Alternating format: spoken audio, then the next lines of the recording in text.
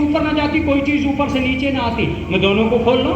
اگر محمد نہ آئے ہوتے تو قرآن نیچے نہ آتا، فاطمہ نہ آئی ہوتی تو روٹیاں اوپر نہ گئی ہوتی۔ ارے کیا جملہ ہے یہ! اب اس سے زیادہ تو نہیں ہو سکتی۔ بہت ساری چیزوں کو اہل بیت نے نیچے آنا سکھا دیا، اور بہت ساری چیزوں کو اہل بیت نے اوپر جانا سکھا دیا۔ دعائیں اوپر نہ جاتی اگر اہل بیت نہ آتے۔ ان کا کمال یہ تھا کہ یہ اوپر سے نیچے کی طرف آ رہے تھے تاکہ نیچے والوں کو اوپر جانا سکھا دیں، تاکہ نیچے والوں کو اوپر جانا سکھا دیں۔ انہیں نیچے آنا پڑا، ان کے نیچے آنے پر تعجب نہ کرنا، یہ اپنی وجہ سے نیچے نہیں آئے ہیں۔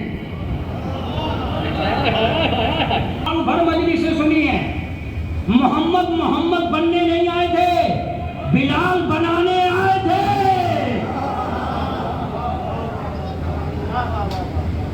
محمد بننے نہیں آئے،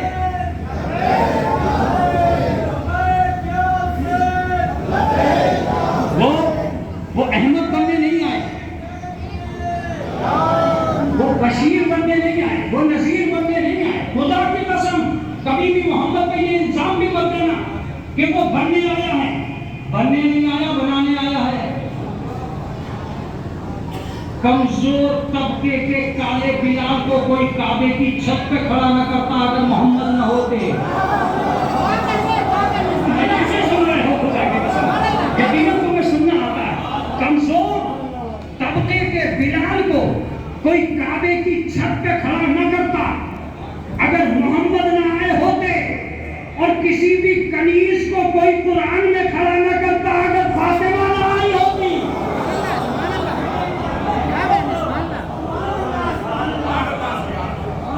سیرت ہی ختم ہو جاتی۔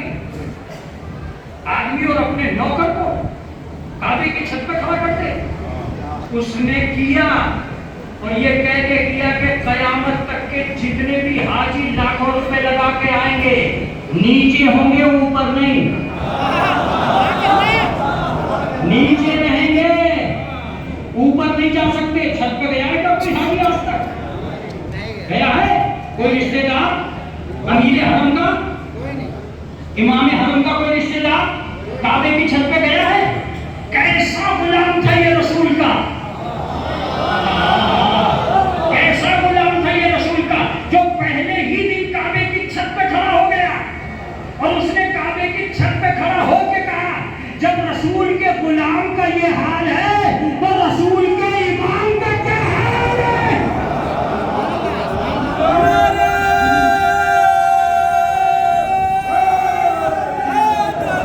رسول منبر پر کھڑا کر کے گیا، یہ لوگ آگے کی چھت پہ کھڑے ہوئے ہیں۔ اس کا مطلب یہ ہوا کہ ان کا کرشمہ تھا، ان کا کرشمہ تھا کہ یہ زمین پر اس لیے آئے تھے کہ ہدایت انسانی کا اہتمام ہو۔ تم تیار ہو بات سننے کے لیے؟ اب میں ایک چھوٹی سی بات سناتا ہوں، جس کے بعد یہ گرمی ختم ہو جائے گی تو تمہیں لگے گی، اور پنکھوں کے بعد بھی لگے ہی جا رہے، یہ گرمی ختم ہو جائے گی خدا کے قسم۔ تمہیں اتنا غرور ہے کہ تم اپنی بستیاں چھوڑ کر مراد پورے کی مجلس میں آئے ہو، بس اس کے علاوہ تمہارا کوئی غرور نہیں ہے۔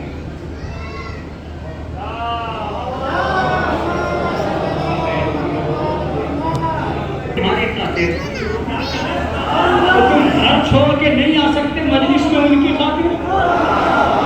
میں نے کیا کہا تھا کہ آپ کا غرور ٹوٹ جائے گا، آپ کا غرور ٹوٹ جائے گا۔ آپ نے اپنا اے سی کا کمرہ چھوڑا ہوگا، انہوں نے عالم نور چھوڑا ہے۔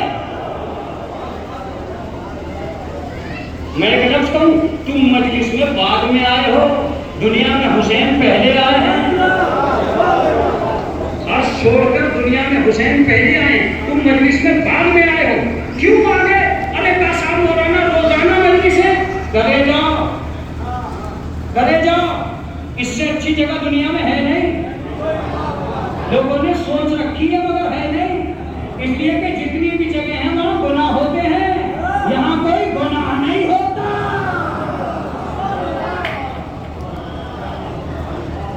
جتنی بھی جگہ ہیں، ہوٹل میں جاؤ گے بغیر گناہ کے رہ جاؤ گے، دوستوں کی بسوں میں جاؤ گے بغیر گناہ کے رہ جاؤ گے، نہیں رہ سکتے. کہیں بھی چلے جاؤ بغیر گناہ کے رہ جاؤ گے.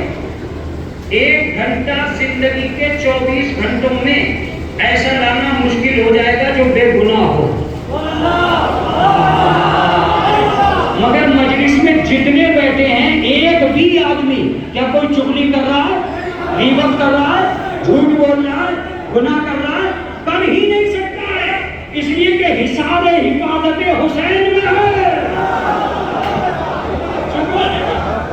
کر ہی نہیں سکتا ہے اس لیے کہ حساب حفاظت حسین میں ہے. جب تک مجلس میں بیٹھا ہے نہ یوٹیوب پہ نظر ہے، نہ گوگل پہ نظر ہے، نہ چیٹنگ پہ نظر ہے، نہ میسج پہ نظر ہے.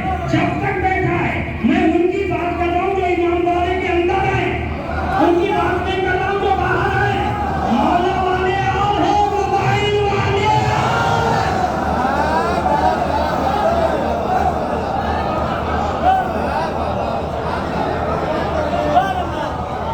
میں ان کی بات کر رہا ہوں جو ایمانداری کے اندر ہے. چلتا ہے کہ مالداری کا مجمع اور ہے، عزاداری کا مجمع اور ہے.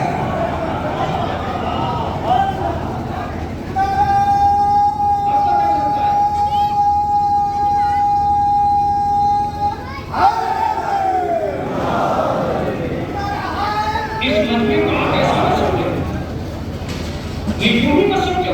اور میں تو کہتا ہوں کہ کسی کی دولت کے بل پہ نہیں آتا، کسی کی دولت کے بل پہ نہیں آتا. یہ مجمع حسین کی محبت کے بل پہ آتا ہے، حسین کی محبت کے بل پہ آتا ہے. بڑا بڑا امیر سادے کپڑوں میں آ کے مجلس میں بیٹھ جاتا. کیوں؟ کسی مالدار کے گھر مالداری دکھانے نہیں آئے، وہ حسین کے گھر عزاداری کرنے آئے. اور ایک عجیب بات ہے، جب تھکا ہارا آتا کھانے میں پہنچتا ہے تو اسے ایسا لگتا ہے کہ میں اپنے باپ کے گھر میں آ گیا. کسی کی کوئی اجازتداری نہیں رہ جاتی. تو تم کوئی اجنبی نہیں ہے جو امام حسین کا ذکر کر کے ان پہ احسان کر رہے ہو. ایک لفظ سنیے گا، تم سے تو اب تک جواب محبت نہیں بنا گیا. تم سوال محبت کیا بنو گے؟ تم سے جواب محبت نہیں بنا گیا. وہ پہلا دن تھا اہل بیت کا جب چادر میں جمع ہوتے ہی پوچھا، یا رسول اللہ میرے یہاں جمع رہنے سے میرے شیعوں کا کیا ہوگا؟ تیاری انتم و شیعتوں کا ہم الفائزون، تم اور تمہارے شیعہ کامیاب ہیں. میں نے کہا مولا علی آپ چادر میں جمع ہو کر اپنے بارے